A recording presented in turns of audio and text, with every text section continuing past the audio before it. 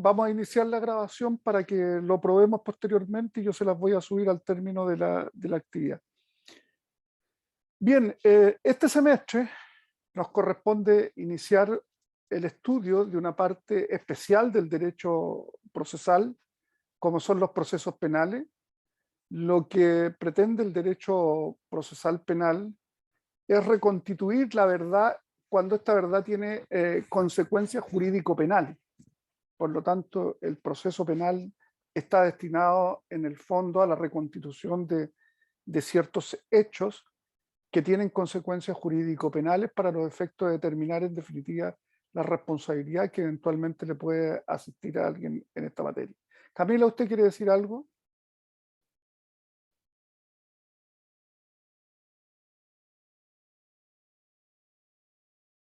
Camila Gómez, ¿usted quiere decir algo porque se activó su...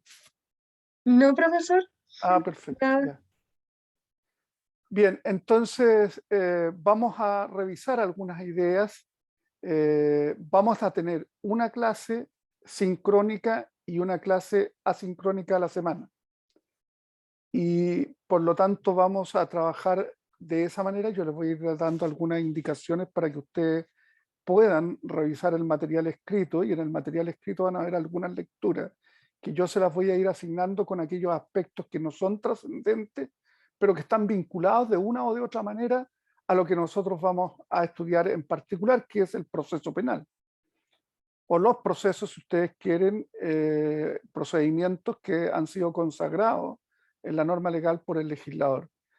Eh, pero como no es posible y hay algunos aspectos que se encuentran vinculados al estudio de estos procedimientos, es que algún material va a ser de lectura por parte de ustedes para que se puedan formar una idea más completa al respecto. Así, por ejemplo, nosotros nos vamos a estudiar la orgánica en materia procesal penal. Se supone que la orgánica en materia procesal penal ustedes la estudiaron en los primeros cursos, pero como eso es posible que no lo hayan destacado, nosotros vamos a ir haciendo referencia a los tribunales con competencia penal, señalando que tenemos dos tribunales que son especializados en materia penal, pero ustedes van a ver las características particulares de cada uno de ellos, como son los juzgados de garantía y el tribunal oral en lo penal. Sin perjuicio, además, tienen competencia en materia penal hoy en día las Cortes de Apelaciones y la Corte Suprema, a través de la vía del recurso de apelación y del recurso de nulidad, que son de competencia de estos tribunales. De manera que vamos a ir haciendo algunas referencias, pero para que ustedes puedan profundizar un poco respecto a la orgánica, yo a veces les voy indicando, tienen que leer el material que está en definitiva escrito, y entonces ustedes van, por lo menos, no se trata de que se aprendan ese material escrito de memoria, pero que tengan las nociones elementales que allí están consignadas para los efectos de poder, en definitiva, desarrollar los temas y poder comprender lo que estamos estudiando de los procedimientos penales. Eso como primera cuestión. La segunda cuestión es que respecto de la clase del día jueves, que vamos a tener en principio la clase sincrónica los días martes, y salvo que hubiera alguna razón, la clase del día jueves va a ser la clase asincrónica. Eso sobre todo porque yo tenía que cambiarle la hora de la clase del día jueves, y que si hubiésemos tenido clases sincrónicas también el día jueves, no podemos hacerla en la tarde, tenemos que hacerla en la mañana, porque en la tarde tengo reuniones programadas en las tardes de los jueves, y por lo tanto tendríamos que hacerlo a la misma hora de esta clase, a las 12 horas, si que fuera la clase sincrónica por alguna necesidad del curso, que tuviéramos que fijarla para ese día.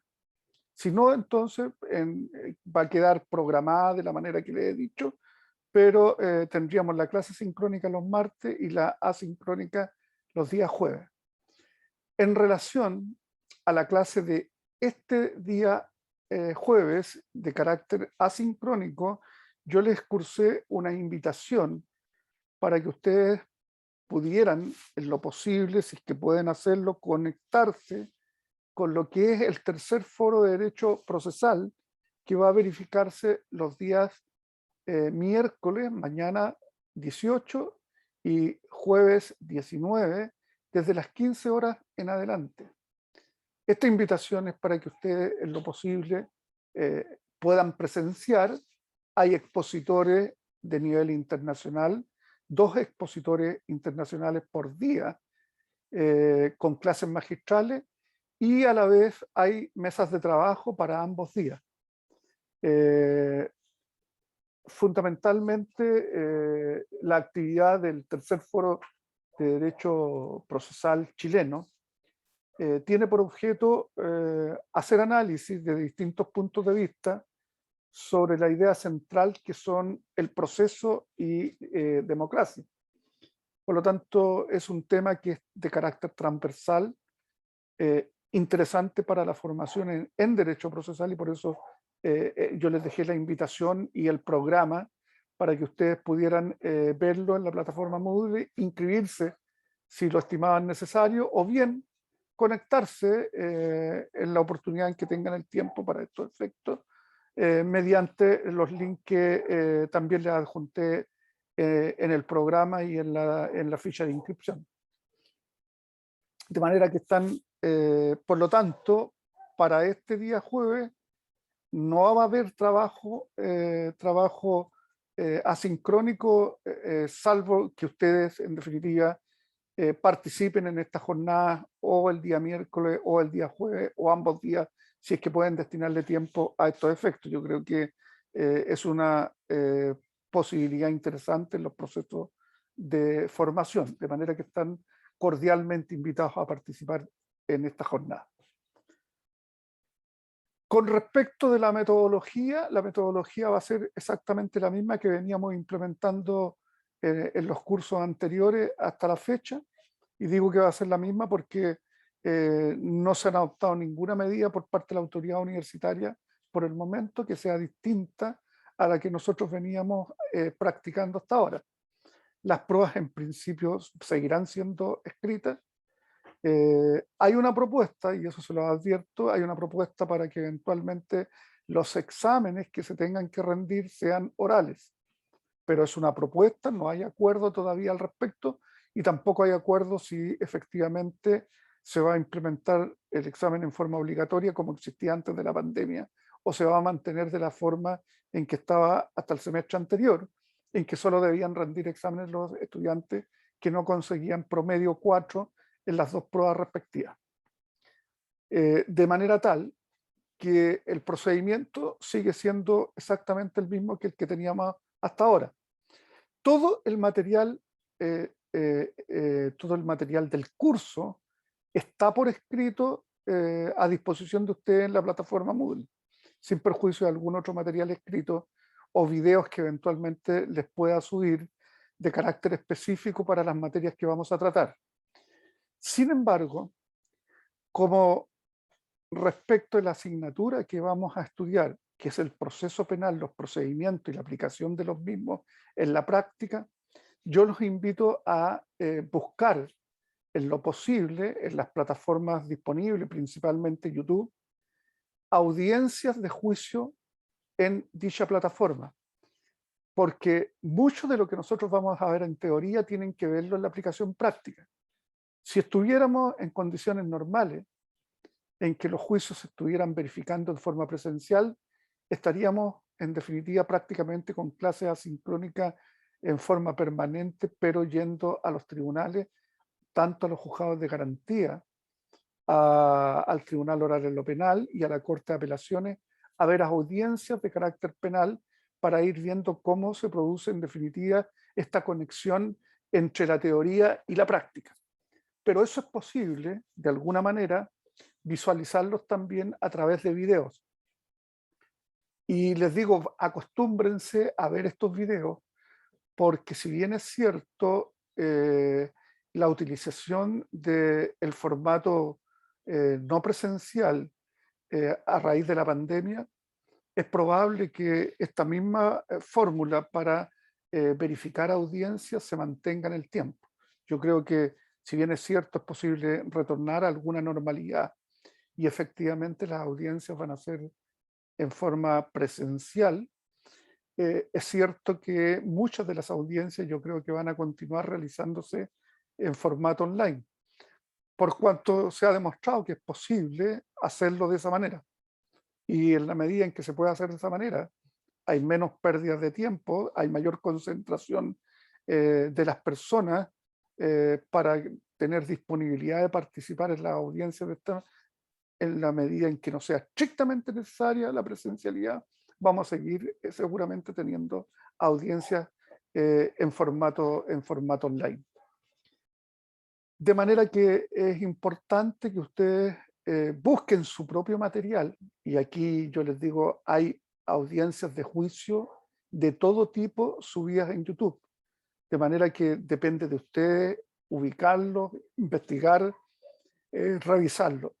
Y esto es importante porque nosotros vamos a tener un curso en el semestre siguiente de litigación penal.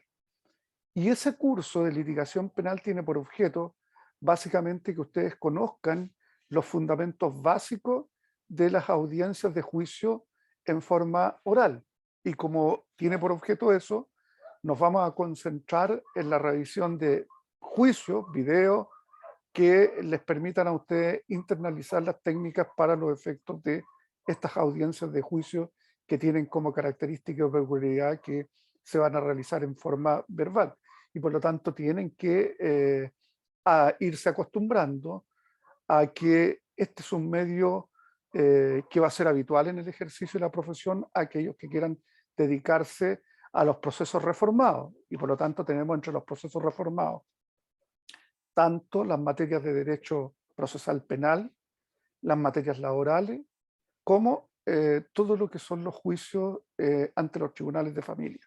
Lo único que nos sigue quedando sin reforma, sin perjuicio que también yo les advertí el semestre anterior, de que se había reimpulsado la reforma procesal civil y que es probable de que ustedes se encuentren, una vez que estén recién recibidos, con la novedad de que tenemos un nuevo Código Procesal Civil que lo más probable es que incorpore muchas de estas reformas que hoy día son realidad en las reformas procesales introducidas hasta el momento, y por lo tanto tengamos un juicio civil que se parezca bastante a estos procedimientos reformados.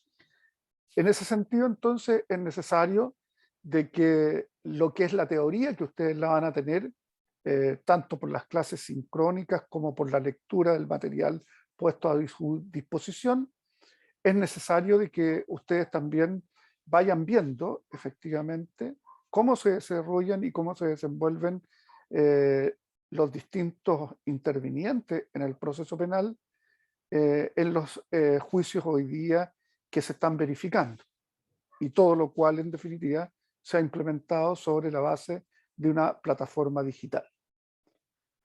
Bien, ¿alguna duda, alguna pregunta? El programa del curso también está a su disposición en la plataforma Moodle.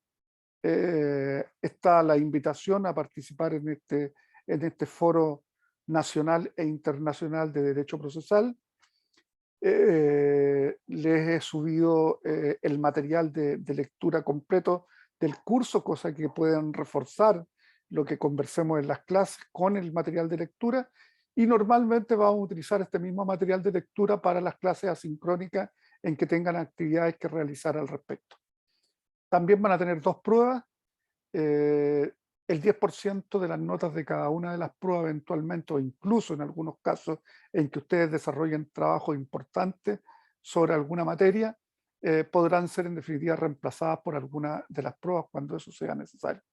En general hemos venido trabajando en conjunto con el curso durante bastante tiempo, por lo tanto no hay muchas novedades, pero si tienen todavía alguna pregunta que es necesario que conversemos antes de iniciar el curso, me lo plantean ahora.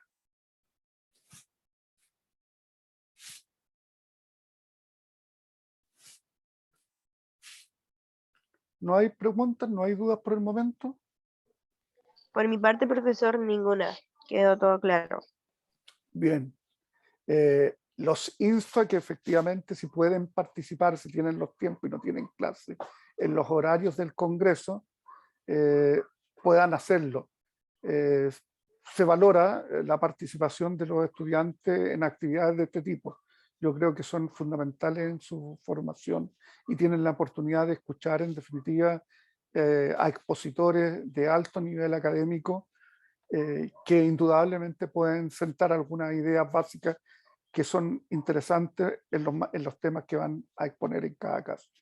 De manera que les reitero que están cordialmente invitados, pero no está de más. Y si alguno encuentra que alguno de los temas puede hacer un resumen para exponérselo a sus compañeros, me los dice, los exponemos y eventualmente del nivel de la exposición podrán obtener una nota que a lo mejor incluso podría reemplazar a una de las pruebas que ustedes tienen que rendir.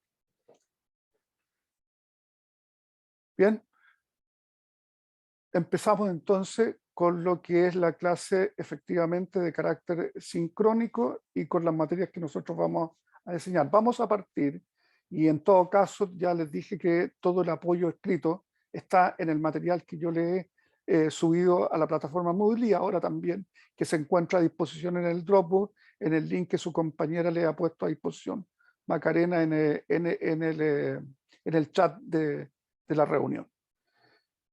Bien, vamos con las características de este proceso penal. Nosotros dijimos que el proceso penal que ahora vamos a estudiar tiene por objeto fundamentalmente reconstituir la verdad respecto de hechos que tienen consecuencias jurídico-penales, ya sea para determinar la existencia de un delito o la participación criminal, de manera que dos son los objetivos centrales de este proceso penal: establecer si existe o no existe un hecho que es constitutivo de delito y, por otro lado, determinar, si es que así fuera, quiénes son eventualmente los responsables de este hecho en los distintos grados de participación que los mismos pueden tener en la responsabilidad penal, ya sea como autores, cómplices o encubridores.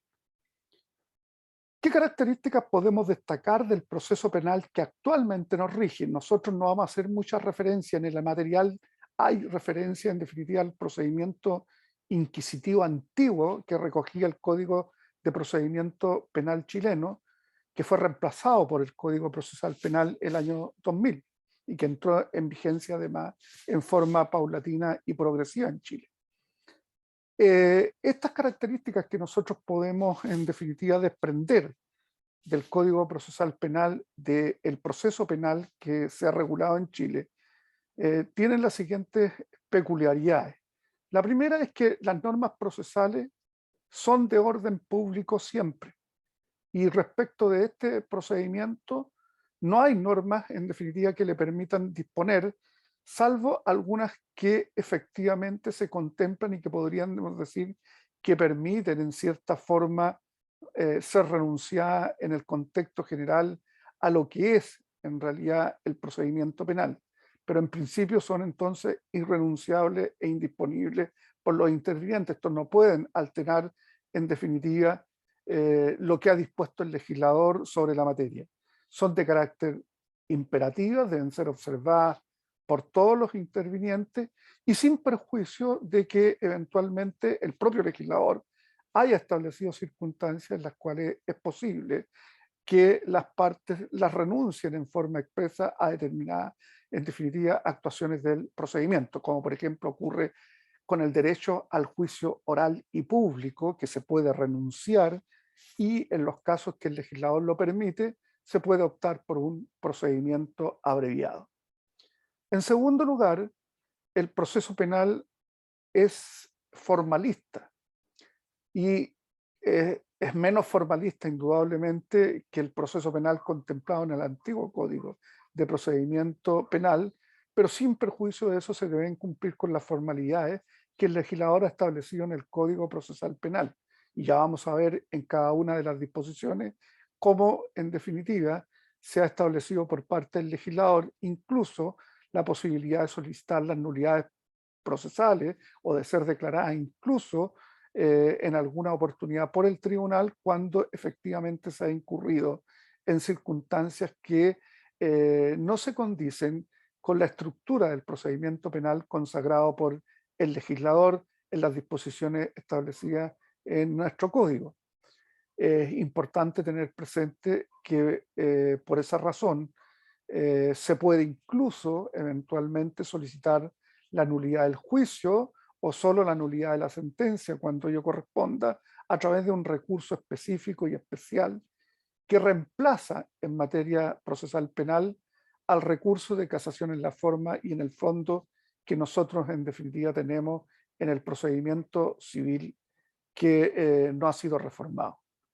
En tercer lugar, el proceso penal es todavía el instrumento más idóneo o el mecanismo más idóneo, en el sentido genérico, podemos decirlo, para determinar la efectividad de que nos encontramos frente a una conducta que es constitutiva de un delito y establecer la responsabilidad que en esa conducta constitutiva de delito le asiste a los responsables del delito, en cualquiera de las formas que eventualmente entendamos que le asiste responsabilidad al mismo. Por otro lado, otra característica de este proceso penal consagrado en el Código Procesal Penal es que este proceso es obligatorio. No es posible realizar una investigación válidamente reconocida por todos los intervinientes si no es dentro del ámbito del proceso penal respectivo. Tampoco es posible para el tribunal aplicar una pena si no es mediante el juicio previo, oral y público, que además ha sido tramitado en forma legal, es decir, conforme a aquellas disposiciones contempladas por el legislador respecto del procedimiento respectivo. Y en muchos casos ustedes van a escuchar hablar de que incluso en los casos de vicio se debe efectivamente anular ya sea el juicio completo o exclusivamente la sentencia, depende de dónde se haya incurrido en el vicio respectivo, si es la dictación de la sentencia o si eventualmente el vicio se incurre durante la tramitación del juicio penal. Por otro lado, el proceso penal constituye una actividad que se desarrolla en una serie continua de actos complejos que nosotros los vamos a dividir en tres etapas. Una primera etapa, que es la denominada etapa de investigación, que a su vez se subdivide en dos etapas. Una etapa de investigación desformalizada y una etapa de investigación formalizada. La primera tiene como característica que no tiene plazo, salvo los plazos de prescripción de la acción penal respectiva. Y la segunda tiene la característica particular de que tiene un plazo máximo de verificación de carácter legal, que es de 2 años. Pero ese plazo máximo legal de 2 años de investigación formalizada se puede restringir por la decisión del juez de garantía a un plazo inferior, que es lo que ocurre habitualmente, que se restringe en definitiva este plazo de investigación.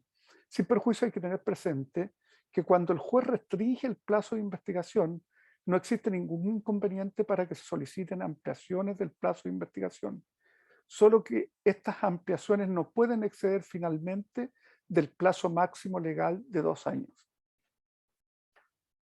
En segundo lugar, tenemos una segunda fase o etapa que se llama fase de preparación del juicio oral, etapa intermedia según algunos, que tiene por objeto preparar el juicio respectivo.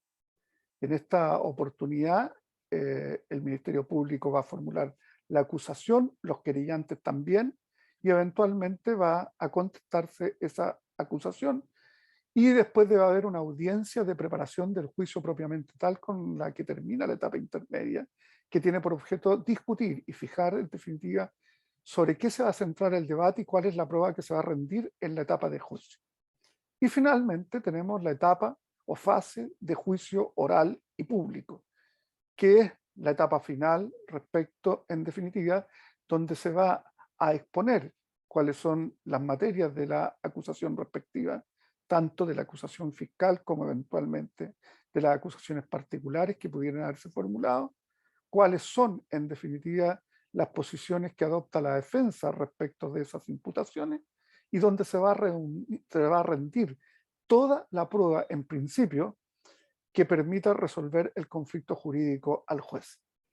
Por lo tanto, o al tribunal, según corresponda. Por lo tanto, en definitiva, nosotros tenemos claramente o distinguimos claramente tres fases distintas.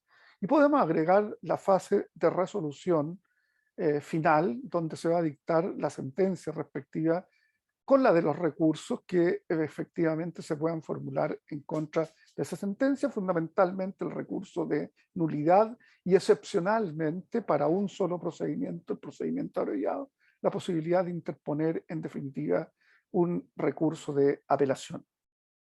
Les hago presente que la única sentencia definitiva en materia penal que se puede impugnar por la vía del recurso de apelación es en particular el procedimiento abreviado, la sentencia dictada en el procedimiento abreviado.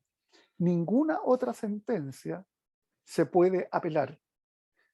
¿Cuál es la razón? Primero, que el conocimiento y resolución de las causas penales es de única instancia y por lo tanto entonces no se puede apelar de las resoluciones que se dicten a este respecto, pero se puede recurrir respecto a esa sentencia definitiva, se puede recurrir por la vía de los recursos de nulidad. En cambio, hay un procedimiento en el procedimiento abreviado en que es posible recurrir esa sentencia por la vía de la apelación. Y eso es posible porque el juez de garantía, cuando falla un recurso, perdón, cuando falla un procedimiento abreviado, lo hace en base a los antecedentes que pone a su disposición el Ministerio Público y que los pone en una carpeta de investigación. ¿Y por qué razón? Porque para proceder en el procedimiento abreviado, el imputado tiene que renunciar a su derecho a un juicio oral y público y tiene que aceptar ser juzgado con los antecedentes que se han recopilado por el Ministerio Público en la carpeta de investigación. Por lo tanto, el juez, para dictar sentencia, lo que hace es revisar esa carpeta, llegar a la convicción de que hay delito o no hay delito, y si hay delito, llegar a la convicción de que le asiste responsabilidad penal, en definitiva, al imputado, razón por la cual dicta sentencia condenatoria. No es obligación dictar sentencia condenatoria en el procedimiento abreviado, pero indudablemente es muy probable que eso llegue a ocurrir. Y eso va a llegar a ocurrir porque, por un lado, el imputado está renunciando, imputado acusado está renunciando a su derecho al juicio oral y público y acepta que el juez dicte sentencia con el mérito de esa carpeta de investigación. Esto es lo más parecido del sistema procesal penal actual al antiguo procedimiento inquisitivo que existía en el Código de Procedimiento Penal derogado por el Código Procesal Penal. ¿Cómo es lo más parecido? Y en ese sentido, en el antiguo Código de Procedimiento Penal se contemplaba la segunda instancia, bueno, aquí se contempló también la posibilidad de impugnar ante la Corte de Apelaciones esa sentencia por la vía del recurso de apelación. Y ustedes se van a preguntar, ¿pero por qué? Por una razón muy simple, porque el juez falla en base, en definitiva, a los antecedentes escritos que hay en la carpeta de investigación. Y eso puede ser revisado por la Corte de Apelación. Por esa razón se admite recurso de apelación en estos casos, porque en el fondo la Corte de Apelaciones puede recrear y puede tener a la vista los mismos antecedentes que tuvo el juez de garantía para dictar sentencia. Y como tuvo a la vista los mismos antecedentes, entonces le es posible efectivamente, en este caso, revisar lo que ha hecho el juez de garantía sobre la base de los antecedentes que el juez de garantía tuvo a la vista y por eso se admite apelación. En ningún otro caso procede la apelación contra sentencias definitivas dictadas por los tribunales con competencia penal, sea el juzgado de garantía o el tribunal oral en lo penal. Bien.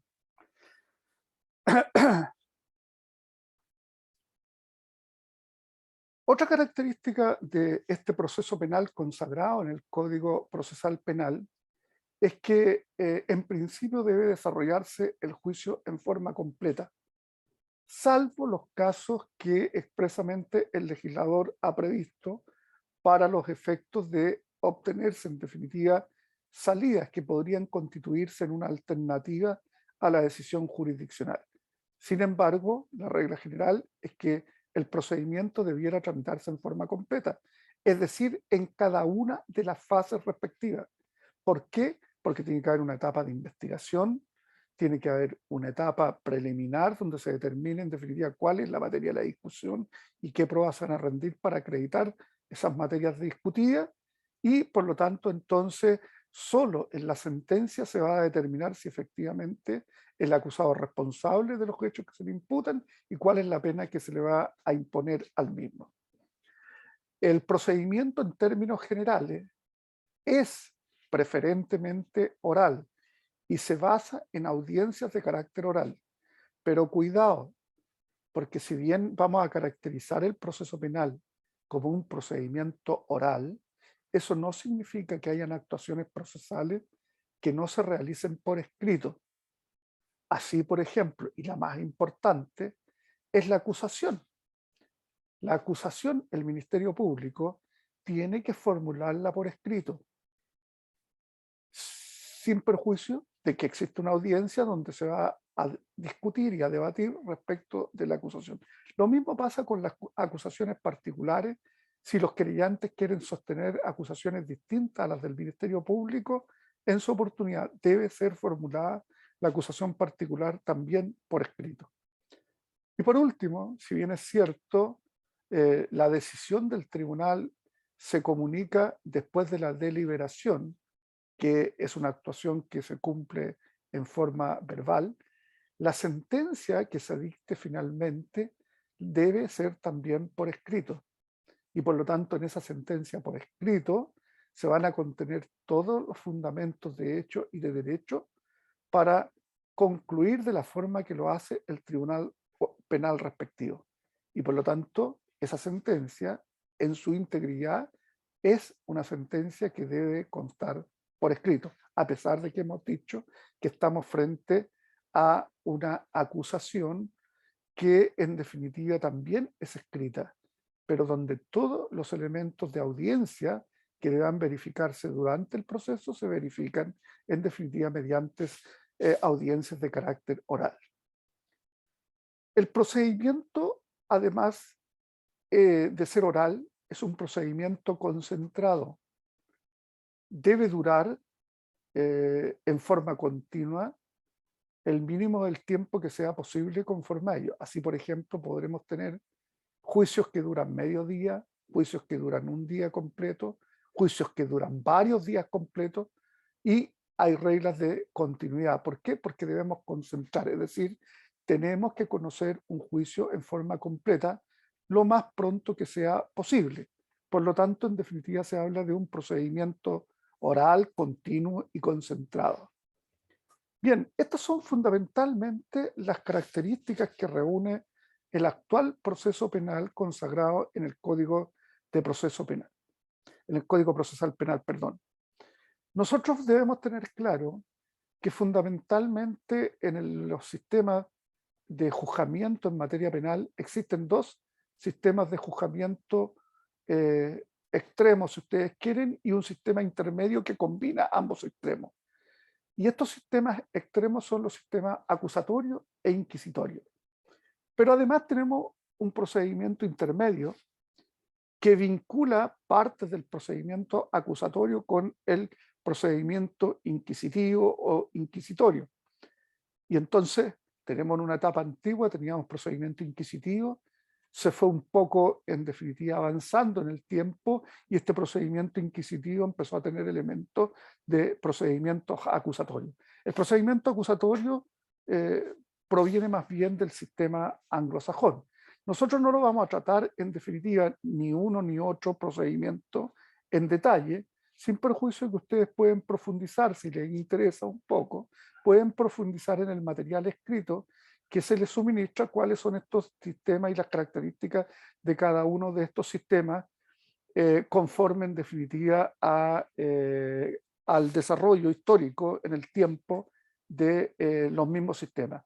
Nosotros vamos a partir de la base de que tenemos un código procesal penal, que es este el que regula, que la opción del legislador en su oportunidad fue optar por un procedimiento de carácter acusatorio, y que por lo tanto lo que está consagrado responde a esta definición y decisión del legislador de la época de consagrar un sistema procesal distinto en Chile, que en definitiva recogiera los avances en la doctrina sobre el derecho procesal penal moderno. Bien, vamos ahora a establecer en definitiva este procedimiento y cómo intervienen los distintos tribunales con competencia penal en el conocimiento de los mismos. Ya dijimos que íbamos a dividir en tres etapas básicas las que podemos agregar, una etapa de fallo final y una etapa de impugnación de las decisiones al final, pero que en realidad las tres grandes fases del proceso penal consagrado en el Código Procesal Penal son tres: la fase de investigación, la fase o etapa intermedia y finalmente la fase de juicio oral. La fase de investigación, que nosotros dijimos que la íbamos a subdividir en una fase de investigación desformalizada y una de carácter formalizado, en realidad, en términos amplios, no tiene una duración salvo los plazos de prescripción de la acción penal respectiva. Solo que se encuentra limitada la fase de investigación formalizada. Dicha fase de investigación formalizada, desde el punto de vista legal, dijimos que no podía exceder de 2 años, pero que podía reducirse el plazo de esta investigación formalizada por el juez, con el objeto de velar por las garantías de carácter procesal que le asisten en definitiva principalmente a los imputados. No digamos también que el derecho a ser juzgado en un plazo razonable, que está consagrado constitucionalmente y además está en los tratados internacionales de derechos humanos sobre la materia. El derecho a ser juzgado en un plazo razonable no solo es un derecho por parte del imputado y del acusado, sino que también es un derecho de las víctimas a que efectivamente el tribunal se pronuncie respecto a la responsabilidad penal y de la existencia de un delito oportunamente. Bien, las dos primeras fases, la fase de investigación y la fase intermedia o de preparación del juicio oral, le corresponde el conocimiento al juez de garantía. Y en la primera etapa, entonces, quien interviene en esta fase de investigación es el juez de garantía. Lo mismo ocurre en la preparación del juicio o en la fase intermedia. En cambio, en la tercera fase, quien interviene en el conocimiento del asunto es el tribunal oral en lo penal. Y esto es importante tener en definitiva presente, que cuando nosotros hablamos del derecho a ser juzgado en un juicio oral y público con toda la garantía, nos estamos refiriendo al derecho a ser juzgado por el tribunal oral en lo penal. Este tribunal oral en lo penal es un tribunal colegiado que funciona en sala y que cada sala tiene a lo menos 3 jueces que lo integran. En cambio, el tribunal que conoce de la primera etapa es el juzgado de garantía. Y este juzgado de garantía es un tribunal de carácter unipersonal. Es cierto que el tribunal puede estar compuesto de muchos jueces, en el caso del juzgado de garantía, pero cada juez del juzgado de garantía es un juez que ejerce la plenitud de las facultades que le corresponden al juzgado de garantía. Por lo tanto, cada juez funciona, en definitiva, a pesar de ser un tribunal en la formación eventualmente de carácter colegiado, funciona como tribunal unipersonal. Lo mismo ocurre con los tribunales de familia y con los tribunales laborales. Es decir, están conformados por un pool de jueces, pero cada uno de ellos funciona en forma individual y ejerce la plenitud de las facultades que le asisten al juzgado de garantía en esas circunstancias. En cambio, el Tribunal Oral en lo Penal, que también puede estar conformado por un número mínimo de 3 jueces, pero podrían ser de más jueces dependiendo del número de salas que se le asignan a cada Tribunal Oral en lo Penal. Por ejemplo, el Tribunal Oral en lo Penal de Antofagasta está compuesto por 3 salas y tiene 12 jueces que lo integran, pero integran 3 salas respectivas. En cambio, el Tribunal Oral en lo Penal de Calama está compuesto por 4 jueces y tienen una sola sala con la cual en definitiva operan. De manera que tenemos tribunales colegiados, en el caso del Tribunal Oral en lo Penal, que funciona dividido en salas y cada sala debe ser a lo menos 3 jueces. Bien, vamos a revisar como primera cuestión, y ya entrando derechamente en el análisis de las disposiciones legales contempladas por el legislador en el Código Procesal Penal, lo que son tanto las garantías constitucionales como legales aplicables al proceso penal. Y digo garantías constitucionales y legales aplicables al proceso penal porque nosotros vamos a encontrar con que algunas de estas garantías están consagradas o solo en la Constitución y a veces en los tratados internacionales de derechos humanos o en el Código Procesal Penal o a veces, en definitiva, en todos ellos. De manera que por eso hablamos de garantías constitucionales y de garantías legales respecto del proceso penal. Vamos con la primera de estas grandes garantías, el principio de igualdad ante los tribunales penales. El principio de igualdad ustedes lo encuentran en la Constitución Política de la República, en el artículo 19, número 2 y número 3 de la Constitución Política de la República. Y entonces nosotros hacemos referencia al principio de igualdad en términos generales. Y efectivamente, en dos oportunidades en la Constitución se habla de este principio de la igualdad, tanto en el artículo 19, numeral 2, como en el artículo 19, numeral 3. Específicamente, si ustedes se refieren a una garantía procesal, esta está consagrada en el 19, número 3 de la Constitución Política de la República, sin perjuicio que el artículo 19, número 2, al hablar del principio de igualdad, es mucho más general. Pero también está consagrada en el artículo 8 del Código Procesal Penal. ¿Alguno de los presentes ya tiene Código Procesal Penal a mano que podamos revisar? Sí, profesor. Ya, Macarena, ¿usted podría leer el artículo 8 del Código Procesal Penal? Sí, profesor. Artículo 8. Ámbito de la defensa. El imputado tendrá derecho a ser defendido por un letrado desde la primera actuación del procedimiento dirigido en su contra. Todo imputado que carezca de abogado tendrá derecho irrenunciable a que el Estado le proporcione uno. La designación del abogado la efectuará el juez antes de que tenga lugar la primera actuación judicial del procedimiento que requiere la presencia de dicho imputado. El imputado tendrá derecho a formular los planteamientos y alegaciones que considerare oportunos, así como a intervenir en todas las actuaciones judiciales y en las demás actuaciones del procedimiento, salvas las excepciones expresamente previstas en este código. Bien, muchas gracias, Macarena. La idea fundamental aquí es que dice todo imputado, es decir, sin ninguna excepción. Todo imputado tiene derecho a la defensa. Principio de igualdad, es decir, todos los imputados son considerados para estos mismos efectos de la misma manera. Pueden designar abogados de su confianza, pero si no lo tuvieran, el Estado está obligado a suministrar la defensa respectiva. Eso no viene sino a consagrar este principio, en definitiva, de igualdad frente al proceso penal. Por otro lado, nosotros tenemos que tener presente de que, si bien es cierto, hay algunos elementos que nos permiten llegar a la conclusión de que hay un dejo o principio de desigualdad en materia procesal penal, y ello tiene relación con dos antejuicios que es necesario que se verifiquen para los efectos de determinar responsabilidad penal. Es necesario tenerlos presentes porque aparentemente son, en definitiva, una vulneración al principio de igualdad. Y ello tiene que ver con el desafuero de diputados y senadores y intendentes y gobernadores. Y por otro lado, tiene que ver también con la querella de capítulos que es aplicable a los jueces y fiscales del Ministerio Público.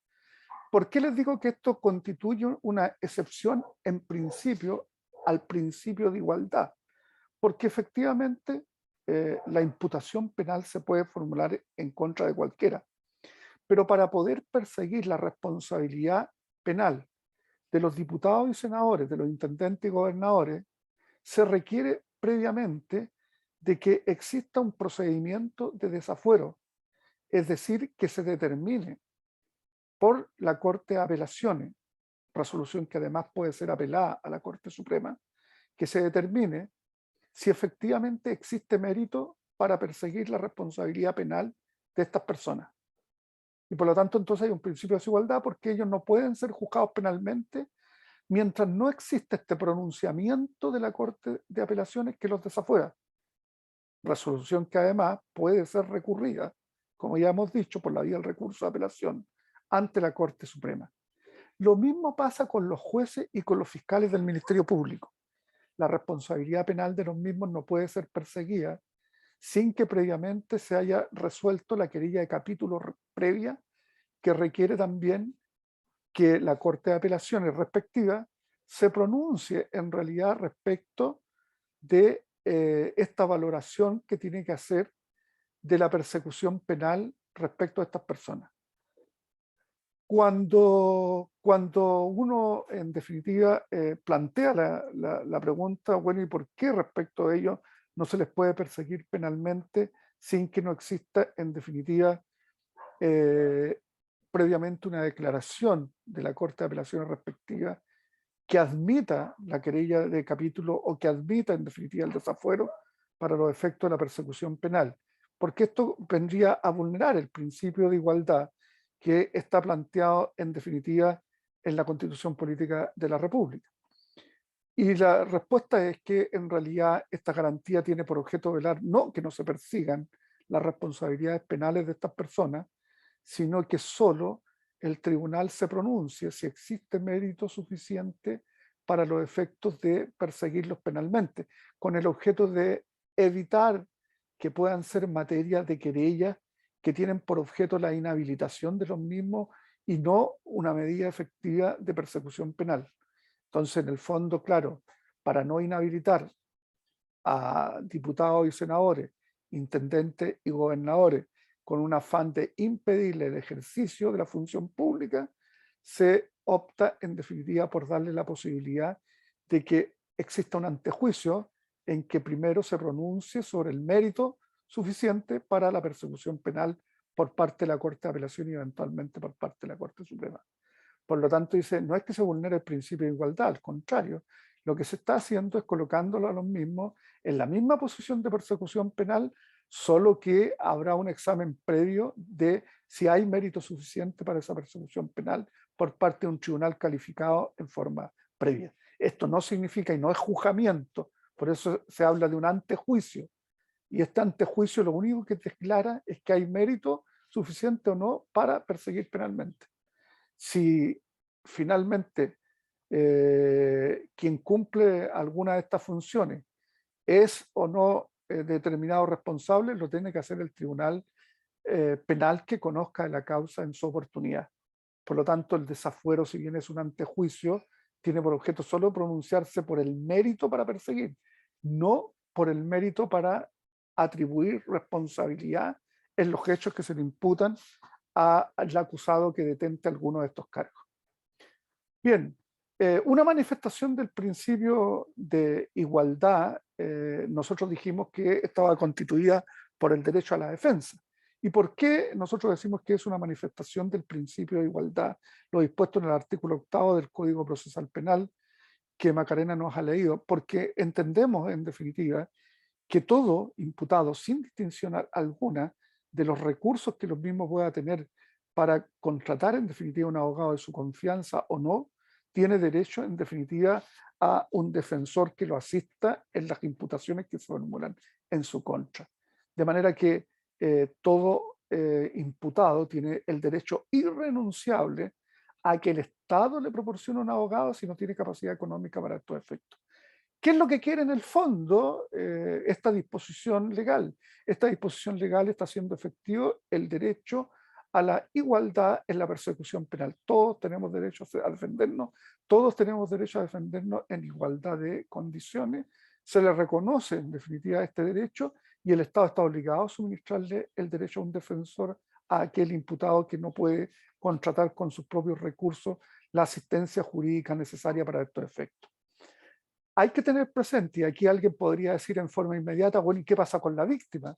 Porque así como todo imputado tiene derecho a que se le asigne un abogado para que lo represente en sus intereses en el juicio respectivo. Bueno, ¿y la víctima? Bueno, en materia de víctima también este principio de derecho a la asesoría jurídica está consagrado constitucionalmente. Pero lamentablemente, y esto hay que tenerlo presente, existe solo una disposición programática que no ha sido en definitiva superada hasta la fecha de programática en la Constitución Política de la República, que obliga efectivamente al Estado también a suministrar asesoría jurídica a las víctimas para los efectos de ejercer sus derechos. La norma está en la Constitución Política de la República, pero nunca se ha dictado la ley, así como la ley que creó la Defensoría Penal Pública. Es necesario dictar una ley específica que asigne además los recursos necesarios para estos efectos, para que se constituya la Defensoría de las Víctimas. Y esto tiene importante materia de discusión, por cuanto durante mucho tiempo algunos sostuvieron que la representación de las víctimas en los juicios penales le correspondía al Ministerio Público. Y esto porque se entiende que hay una expropiación del Estado de la acción penal respecto de las víctimas, y que incluso algunos patrocinaban de que no cabía la intervención de la víctima como querellante particular en los juicios penales. Bien, esto se zanjó en una cuestión intermedia. Las víctimas pueden intervenir en el proceso penal y ejercer la acción penal, porque así está consagrado en nuestro sistema de persecución penal, pero a la vez no se les entregó la asesoría jurídica que necesitan tener las víctimas para poder ejercer estos derechos. Y por lo tanto, la víctima que no tiene los recursos económicos difícilmente puede hoy día efectivamente hacer valer su derecho en el proceso penal. ¿Por qué? Porque para colocarle en igualdad de condiciones a todas las víctimas era necesario que se creara la ley que estableciera la defensoría de las víctimas en el proceso penal. Y esa ley hasta el día de hoy no ha sido dictada. Bien, con eso más o menos la idea que tenemos que tener respecto del principio de igualdad en el proceso penal. Ahora, con respecto al principio de inocencia. El principio de inocencia es un principio estructural básico del proceso penal consagrado en el Código Procesal Penal. Y está consagrado en forma expresa en el artículo 4 del Código Procesal Penal, pero lamentablemente no está en forma expresa el principio de inocencia en la Constitución Política de la República. Sin embargo, podría desprenderse de lo dispuesto en el artículo 19, número 3 de la Constitución Política de la República, pero no lo reconoce en forma expresa. Y en este sentido podríamos decir que puede desprenderse de el principio sí regulado en el artículo 19, número 3, del principio del debido proceso, porque parte del debido proceso está en definitiva la presunción de inocencia. ¿Alguien más que tenga su código procesal penal a mano? Yo, profesor. Bien, Jacqueline, usted podría leer el artículo 4 del Código Procesal Penal y entre paréntesis, todos vayan marcando los artículos de las disposiciones generales del Código Procesal Penal que vamos yendo, porque estos artículos tienen que manejarlos al revés y al derecho. Por lo tanto, ya el artículo 8 sobre el derecho a la defensa tienen que tenerlo marcado y referenciado a la Constitución Política de la República, con respecto al principio de igualdad. Y ahora tenemos en definitiva el principio de inocencia del artículo 4 del Código Procesal Penal, y ustedes van a igual a referenciarlo al artículo 19, número 3 del Código Procesal, perdón, de la Constitución Política de la República, para saber que ahí encuentran elementos que les permitirían sustentar que el principio de inocencia sí está consagrado, por lo menos no directamente, en forma indirecta, en las garantías, en las garantías constitucionales. Bien, Jacqueline, artículo 4 del Código Procesal Penal. Ya. Artículo 4. Presunción de inocencia del imputado. Ninguna persona será considerada culpable ni tratada como tal en tanto no fuere condenada por una sentencia firme. Bien, muchas gracias, Jacqueline. Una cosa que es importantísimo tener presente: el principio de inocencia se extiende hasta que la sentencia se encuentre firme o ejecutoriada. Por lo tanto, solo una sentencia firme y ejecutoriada termina con el principio de inocencia.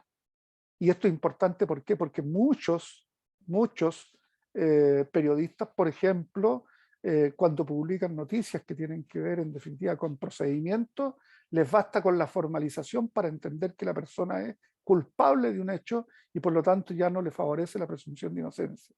Y lo mismo ocurre cuando se dicta sentencia por el Tribunal Oral en lo Penal.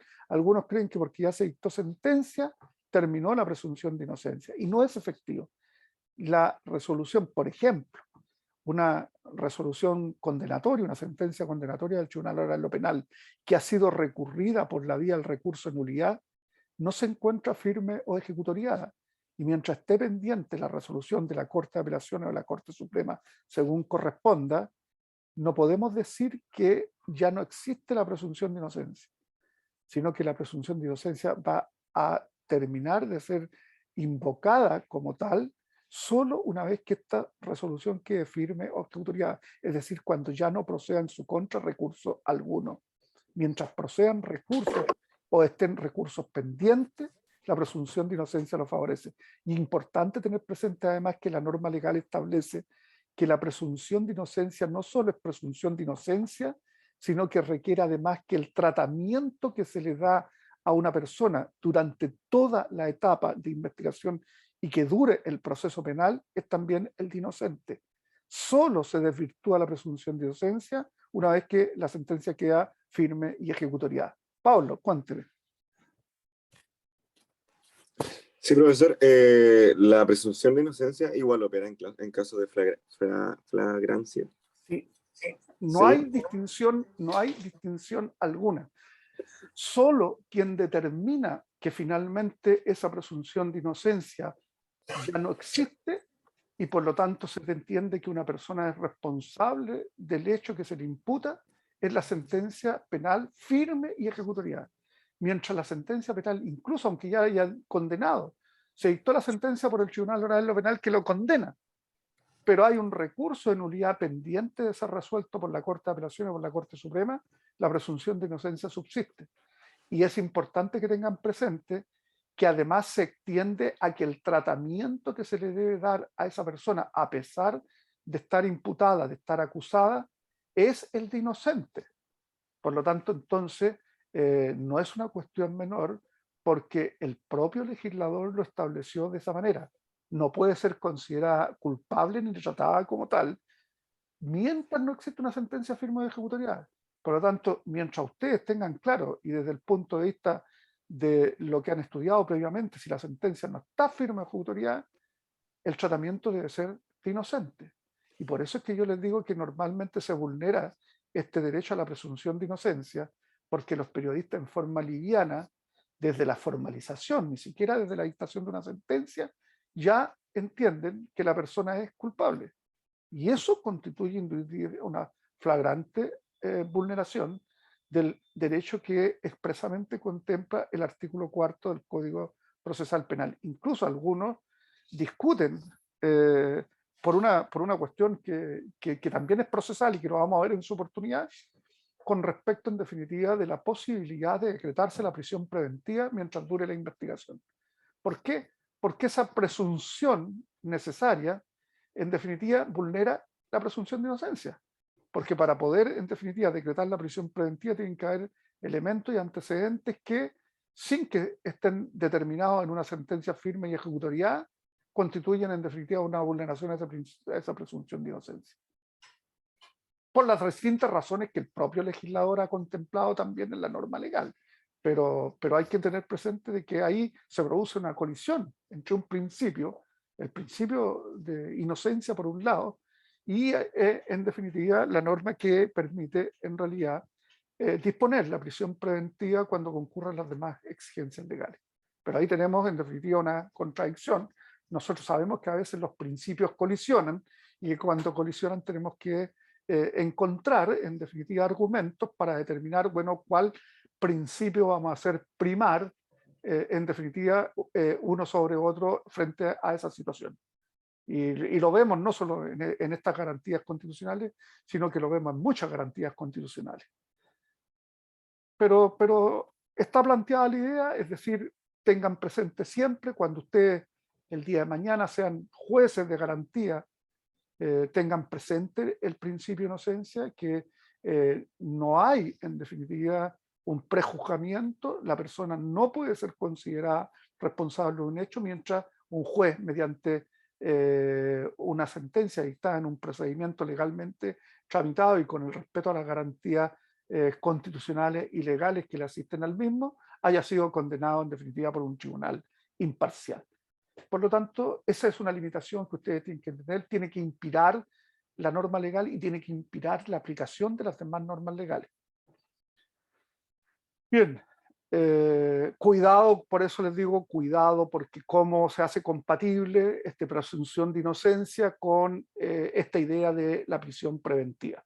Y por eso es que respecto a la prisión preventiva, las normas deben interpretarse en forma restrictiva, es decir, cuando tenemos dos posibilidades de interpretación de una norma que permite la prisión preventiva y una interpretación que no la permite, tenemos que optar por la que no le permite, porque se trata de una norma excepcionalísima que además colisiona con otra presunción que es importante en el proceso penal, como es la presunción de inocencia. Bien, ya dijimos que no está consagrada la presunción de inocencia a nivel constitucional. Sin embargo, hay que tener presente el artículo 19, número 3, inciso séptimo de la Constitución Política, que además dice en este sentido que no se puede presumir en definitiva de derecho a la responsabilidad penal. La ley no puede presumir la responsabilidad penal. Y eso también tiene como fundamento la presunción de inocencia, porque hay una orden, un mandato de carácter constitucional del constituyente al legislador para que cuando establezca en definitiva la responsabilidad penal no la pueda presumir por norma legal. Y por lo tanto no puede decir se presume la responsabilidad penal en determinadas circunstancias. No, la responsabilidad penal debe ser establecida mediante un proceso, mediante un procedimiento legalmente tramitado conforme y con respeto a las garantías tanto constitucionales como legales que le asisten a los acusados respectivos. Bien, otra idea que también es fundamental a este respecto es que el artículo 19, número 7, letra F de la Constitución Política de la República, dice que en definitiva el imputado tiene derecho a no ser obligado a declarar bajo juramento sobre hecho propio, y tampoco puede ser obligado a declarar en contra de este por parte de sus ascendientes, descendientes, cónyuges y otras personas según los casos y circunstancias que señala la ley. Además, el imputado tampoco está obligado a declarar bajo juramento respecto de su responsabilidad penal. Y por lo tanto, entonces, y todas estas ideas se reúnen en una sola, en la que el legislador consagró en el artículo 4 del Código Procesal Penal, que la única crítica que podemos hacerle a esta disposición legal es que no haya sido consagrada en los mismos términos dentro de las garantías constitucionales. A lo mejor la disposición del artículo 4 debería haberse consagrado específicamente en forma expresa en la Constitución Política de la República. Es posible que en esta nueva Constitución que se discute se incorpore una norma en este sentido, de que ninguna persona debe ser considerada culpable ni tratada como tal mientras no haya sido condenada por sentencia firme y ejecutoriada. Eso le daría en definitiva mayor trascendencia a una disposición que hoy día es una disposición meramente legal y que por lo tanto puede ser derogada por una norma legal del mismo rango dictada posteriormente. Y por lo tanto entonces a lo mejor esta norma debería tener consagración legal expresa. Yo entiendo en todo caso que es perfectamente posible sustentar la presunción de inocencia en este conjunto de disposiciones de carácter constitucional que hemos citado y además en aquella que entiende que el principio al debido proceso también indirectamente está consagrado en la Constitución Política de la República, en el artículo 19, número 3 del cuerpo principal de normas chileno. Y por lo tanto entonces deberíamos entender que si bien no hay una norma expresa, claramente es parte del debido proceso. O sea, no es posible que la responsabilidad penal esté determinada con anterioridad, en definitiva, a la sentencia firme y ejecutoriada que declara en definitiva esa responsabilidad. Bien, los tratados internacionales de derechos humanos en todo caso, y eso como corolario para aquellos que podrían discutir, oiga, pero no está tratado en la Constitución Política de la República, sí, no está tratado en forma expresa, podemos desprenderlo, pero tenemos que tener presente que los tratados internacionales de derechos humanos sí consagran la presunción de inocencia en forma expresa. Así lo hace, por ejemplo, la Convención Interamericana de Derechos Humanos, o Pacto de San José de Costa Rica, y además el Pacto Internacional de Derechos Civiles y Políticos, que consagran expresamente la presunción de inocencia. Ambos son tratados internacionales suscritos y ratificados por Chile, que se encuentran plenamente vigentes y por lo tanto se entienden conforme a lo dispuesto en el artículo 5 de la Constitución Política de la República, incorporados en el derecho interno chileno, y por lo tanto requieren de aplicación. Y por lo tanto tenemos entonces, por un lado, una norma de rango legal, pero tenemos una norma que algunos discuten cuál es el rango que tiene, como son los tratados internacionales de derechos humanos, que algunos dicen sí, están bajo la Constitución, porque es la Constitución la que dice que en definitiva se consideran parte del sistema jurídico nacional, y por lo tanto están más abajo de la Constitución, pero más arriba que la ley, porque la ley no podría en este caso entonces dejarlo sin efecto, ya que su fuente de aplicación es la propia Constitución. Es la Constitución la que determina que estas normas se integran al sistema jurídico nacional, y por lo tanto entonces, si bien están subordinadas a la Constitución, están por sobre la ley y están por sobre en definitiva el legislador nacional. Si nosotros lo miramos desde ese punto de vista, efectivamente tendríamos que entrar a conjugando todas las normas, las de los tratados internacionales de derechos humanos, las normas de la Constitución Política de la República, más la norma expresa del artículo 4 del Código Procesal Penal, entender que este es un principio de carácter supralegal y que por lo tanto entonces debe observarse y debe ser respetado en las distintas instancias de juzgamiento en materia penal. Bien, vamos a dejarlo por hoy día hasta aquí. Creo que hemos ido avanzando bien en estos primeros. Vayan revisando. Nosotros no los hemos revisado ahora las normas de carácter constitucional, porque efectivamente no creo que tengan a mano también la Constitución Política de la República. Pero revísenla ustedes, encuentren los fundamentos y vamos a ir avanzando de esta manera en las disposiciones. Lo que sí, vayan destacando las normas de carácter legal del Código Procesal Penal que vamos viendo, vayan referenciándolas a las normas constitucionales o a los tratados internacionales de derechos humanos que serían eventualmente aplicables, porque ese trabajo normalmente no lo hacen, y entonces van a ir encontrando cómo se va configurando esta fisonomía de garantías de carácter constitucional y de carácter legal en la aplicación del proceso penal en términos generales. Bien, suficiente por hoy día. Preguntas, consultas, dudas.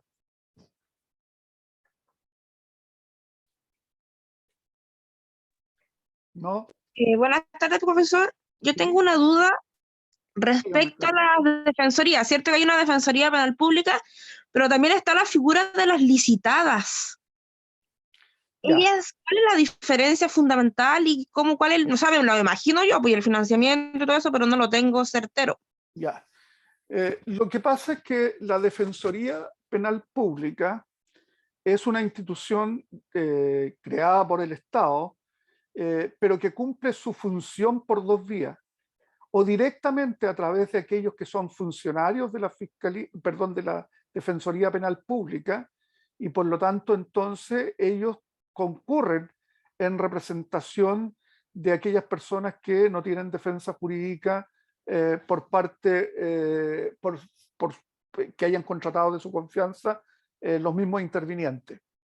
Pero cuidado, porque la única diferencia con respecto de la Defensoría Penal licitada es que el cumplimiento de esta obligación se puede hacer por dos vías: a través de los propios funcionarios de la Defensoría Penal Pública, o a través de aquellos paquetes licitados a abogados que quieren trabajar con la Defensoría Penal Pública. Para todos los efectos legales, ellos son defensores penales públicos licitados, pero son defensores penales públicos porque son pagados y financiados por el Estado. Por lo tanto, desde el punto de vista del cumplimiento de la obligación constitucional, es que se pueden cumplir en definitiva esta función por dos vías distintas. La única diferencia que hace es que el vínculo, en el caso de los funcionarios de la Defensoría Penal Pública con la misma Defensoría, es de funcionarios públicos dependientes del servicio respectivo. En cambio, los defensores penales licitados es un concurso que se llama para asignar cuotas de representantes que van a cumplir esta función, pero lo hacen por cuenta de la Defensoría Penal Pública, pero no son funcionarios de la misma. Ahora, por la función que cumplen y en el ámbito del derecho penal, son funcionarios públicos. porque la función que ellos cumplen es representar los intereses de los imputados que no pueden hacerlo con recursos propios y, en definitiva, conforme a una propagación. Son designados igual por los jueces y son designados conforme al calendario que la propia Defensoría Penal Pública pone a disposición de los jueces para estos efectos. Por eso es que yo diría que son dos formas de cumplir con lo mismo. En el caso de uno, es funcionario público pagado y remunerado con fondos fiscales y tiene un sueldo porque tiene una relación permanente con la Defensoría Penal Pública, y los otros son los licitados, que son paquetes de defensa y que una vez que cumplen los paquetes de defensa, en definitiva la relación termina. Y no hay una relación de dependencia directa, pero tienen que cumplir con las obligaciones, por lo tanto cumplen una función pública y para estos efectos penalmente además son considerados funcionarios públicos. ¿Por qué? Porque la función pública está consagrada expresamente en la Constitución Política de la República. Esa es la diferencia, y estos paquetes se licitan de defensa, se licitan todos los años. ¿Ya? Hay que estar habilitado para desempeñarse como defensor penal público para los efectos de ser defensor penal licitado. Pero, por ejemplo, usted, abogado de ejercicio profesional, se dedica a las materias penales, usted pasa su examen de habilitación en la Defensoría Penal Pública y cuando llaman a concurso usted puede postular. Puede postular usted, puede postular una institución, puede postular una agrupación de abogados y se ganan paquetes de defensa y después a ustedes le asignan, en base a ese paquete que se ganó, le asignan. Es por eso que se dice que son licitados, pero se llama un concurso para estos efectos. Entonces, le adjudican, no sé, 100 defensas en el año, 150 defensas en el año, y ahí le van asignando casos a medida que sea necesario. Normalmente se quedan cortos con la Defensoría Penal licitada, y cuando se quedan cortos lo que hace la Defensoría Penal Pública es asumir ella el resto de los casos de forma directa con los funcionarios de su dependencia que cumplen la misma función. ¿Ya? Pero se cumple de dos maneras la obligación del Estado. Se cumple a través de los funcionarios propios de la Defensoría y a través de estos funcionarios con paquetes licitados. Ya, profesor, muchas gracias. Bien. ¿Alguna otra duda, alguna otra consulta respecto a lo que hemos visto?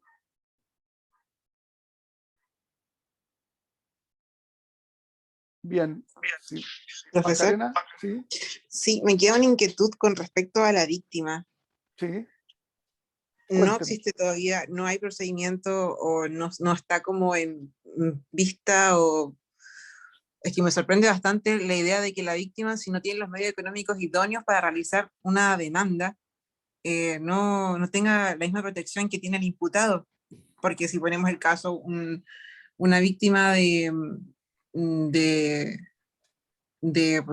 ver, puede ser cualquier caso, puede ser violación, o una víctima por maltrato por parte de su pareja, si no tiene los medios económicos la víctima, en este caso nos encontramos con un problema enorme. Efectivamente, mire, la Constitución dice lo siguiente, artículo 19, número 3. La Constitución asegura a todas las personas, número 3, la igual protección de la ley en el ejercicio de sus derechos. Y en lo pertinente dice, la ley arbitrará los medios para otorgar asesoramiento y defensa jurídica a quienes no pueden procurárselo por sí mismos. En esa primera parte no hace distinción. La ley señala los casos y establecerá la forma en que las personas naturales y víctimas de delitos dispondrán de asesoría y defensa jurídica gratuita a efectos de ejercer la acción penal reconocida por esta Constitución y las leyes. Y ahí tiene un pie además que hace referencia en la Constitución de que esta es una norma que quedó en lo meramente programático. Nunca se dictó la ley que desarrollara en definitiva la Defensoría Penal de las Víctimas, y es una ley que está pendiente, pero que como no se le destinan los recursos no se ha podido dictar la ley. Lamentablemente esta ley es de iniciativa, como usted comprende, que implica gasto fiscal, es de iniciativa del Ejecutivo. No tienen iniciativa los parlamentarios, en este caso ni los diputados ni senadores, para dictar la ley respectiva, porque implica gasto del Estado al respecto, y toda ley que implique gasto del Estado debe tener iniciativa exclusiva, o tiene que tener origen exclusivo en el Ejecutivo. y el Ejecutivo nunca ha hecho realidad esta norma. Entre paréntesis, esta norma, si bien es cierto, todavía está en lo meramente programático, digamos que ella se incorporó a la Constitución con motivo de las modificaciones que se le introdujeron en la reforma constitucional del año 2011. Por lo tanto, llevamos 10 años con esta disposición de carácter meramente programático. Durante 10 años ninguno de los gobiernos ha tenido la voluntad de enviar al Congreso Nacional una ley que implica gastos públicos y que por lo tanto solo puede tener su origen en el Ejecutivo. Es decir, se introdujo la modificación legal, constitucional, y desde esa fecha hasta ahora estamos esperando que se envíe por parte del Ejecutivo el proyecto de ley al Congreso para la discusión de la creación de la Defensoría Penal de las Víctimas. Solo gozarían del beneficio de la pobreza en el caso de encontrarse en situaciones... Claro. Lo que se ha hecho de alguna manera y de forzar esta materia, pero también hay que entender que no es la especialidad ni la expertise, es que en algunos casos ha aceptado la Corporación de Asistencia Judicial representar a algunas víctimas, pero en la medida efectivamente de que puedan llegar a la Corporación de Asistencia Judicial, pedir en definitiva que sean atendidos, porque además no pueden ser atendidos en estos casos por los postulantes, tendrían que ser atendidos por los abogados de la Corporación de Asistencia Judicial, sin perjuicio además que digamos que no es la expertise de ellos la materia penal. Entonces, tiene por un lado de que no son expertos en materia penal, porque no se contratan abogados para materias penales en la Corporación de Asistencia Judicial, y que además no podrían ser cumplidas las funciones en principio por postulantes, porque hay normas expresas que exigen en definitiva que para comparecer en materia penal se requiere en definitiva el título de abogado. Entonces ahí nos encontramos con un inconveniente, que no hay expertise por parte de la corporación, pero es cierto, ellos en algunos casos han aceptado patrocinar de personas de escasos recursos, patrocinar causa como querellante para el ejercicio de la acción penal, pero no es la regla general. El único mecanismo que yo conozco es por ahí, sin perjuicio que hay algunas víctimas en que hay otros servicios que sí las patrocinan. El Servicio Nacional de la Mujer, por ejemplo, cuando se trata de delitos de femicidio, incluso puede comparecer, incluso ni siquiera por la víctima, sino que comparecen a veces en el ejercicio de las facultades propias que le entrega la ley orgánica a ellos mismos. El Servicio Nacional de la Mujer, en algunos casos el Servicio Nacional de Menores, efectivamente ellos que son instituciones que en algunos casos están autorizadas. Acuérdense, y lo vamos a ver posteriormente para que me recuerden, que hay algunos servicios públicos que pueden ejercer la acción penal pública en la medida en que sus leyes orgánicas se lo permitan. Pero si no, efectivamente lo único que podrían hacer es representarlo, y en ese caso tendría que ser a través de la Corporación de Asistencia Judicial. Ok, profesor, muchas gracias. Bien. ¿Alguna otra consulta o duda de alguno de los demás? Si no, están liberados, y les reitero la invitación a el foro procesal el día de mañana a las 15 horas o desde las 15 horas, y también el día jueves. Están cordialmente invitados. Programa y forma de inscripción están a su disposición en la plataforma Moodle. Bien, que tengan buena tarde. Nos vemos. Hasta luego, profesor. Hasta luego, profesor. Hasta luego, profesor. Hasta luego, profesor. Gracias. Hasta luego.